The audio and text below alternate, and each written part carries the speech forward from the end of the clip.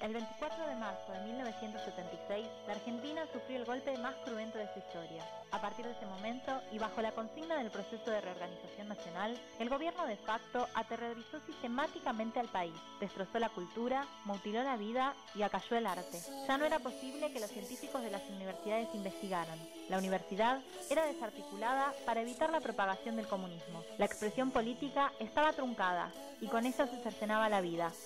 Secuestro, tortura, detención y muerte marcaban el destino de quienes se atrevían a pensar y manifestar sus pensamientos. El arte estaba censurado, prohibido. Los artistas debieron ampararse en el exilio externo, o más difícil aún, en el exilio interno, ocultándose, refugiándose en la arbitrariedad del lenguaje artístico y en la multiplicidad de sentido que permiten las obras.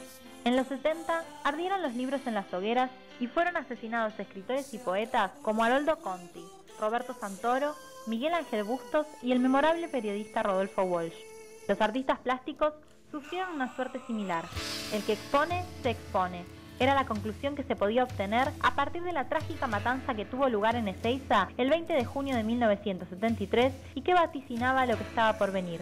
Carlos Alonso, uno de los íconos de la pintura argentina y uno de los pocos aún vivos, debió exiliarse a Italia, luego de la desaparición de su hija Paloma, tras lo cual reflejó en sus pinturas las heridas provocadas por la dictadura militar, con un estilo paradójico que mezcló la racionalidad con la subjetividad, el caos con el orden, el placer y la disciplina.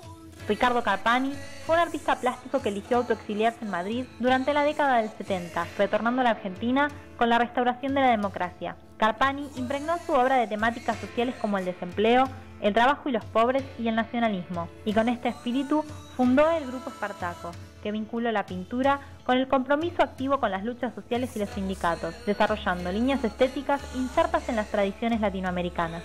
Uno de los artistas más comprometidos y controversiales de la época fue Antonio Berni, quien debió vivir en el exilio por el tinte subversivo que los militares encontraban en su obra. Él encontró en el artista un actor social que debía reflexionar sobre la realidad y tratar de cambiar el mundo marginal al que eran sometidos los trabajadores. En un principio, adhirió al surrealismo, pero tiempo después abrazó el nuevo realismo, un movimiento que debía reinterpretar la realidad social, política y económica que se vivía a su alrededor. Berni incorporó en su arte materiales de desecho que se podían encontrar en los barrios humildes cuya realidad representaba, pues para él, el óleo no era un material suficiente para expresar su crítica a la sociedad de consumo, a la explotación de los trabajadores y a la injusticia social.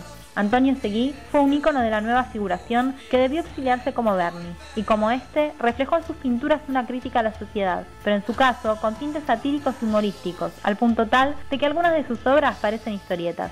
Compenetrado con la realidad social, en los años 70 incorporó la carbonilla como técnica, lo que volvió sus pinturas más lúgubres y llenas de nostalgia, en consonancia con la realidad argentina del momento. Artistas como Luis Felipe Noé, Jorge de la Vega, Ernesto Deira, Rómulo Macchio, Alberto Sicchetti y Juan Carlos Di Stefano representaron este movimiento de vanguardia, la otra figuración cuyo propósito fue el de quebrar en la imagen el orden, la buena forma y el valor compositivo en pos de una expresión libre y antiacadémica que permitiera al hombre surgir a partir de la imagen.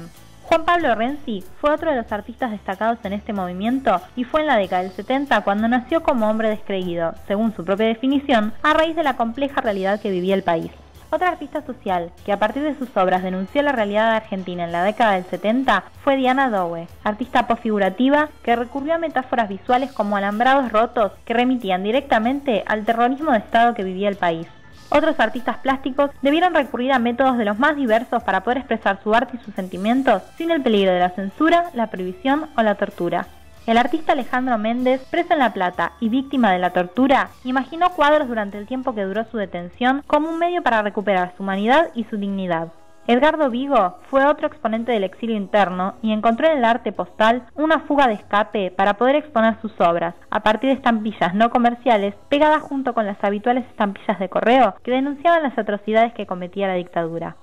Carlos Gorriarena se impuso en esta época la obligación de exponer al menos 2 veces al año como una manera de expresar su repudio a lo que se vivía, como una manera de seguir vivo, como una forma de desafiar el silencio que imponía el Estado. Todas las formas de arte sufrieron una transformación en la década que duró el gobierno de facto: la pintura, la poesía, la música y la literatura. Los artistas de la época que se oponían a la dictadura pudieron encontrar en el arte una forma de resistencia, una manera de preservar su identidad, y franquearon así el objetivo militar de hacer que la voz del Estado fuera la única voz audible. Estos artistas lograron hacer escuchar sus voces, hicieron vivir sus ideas, lograron hacer que sus realidades gritaran. Estos artistas lograron todo aquello que el gobierno militar intentó evitar por todos los medios.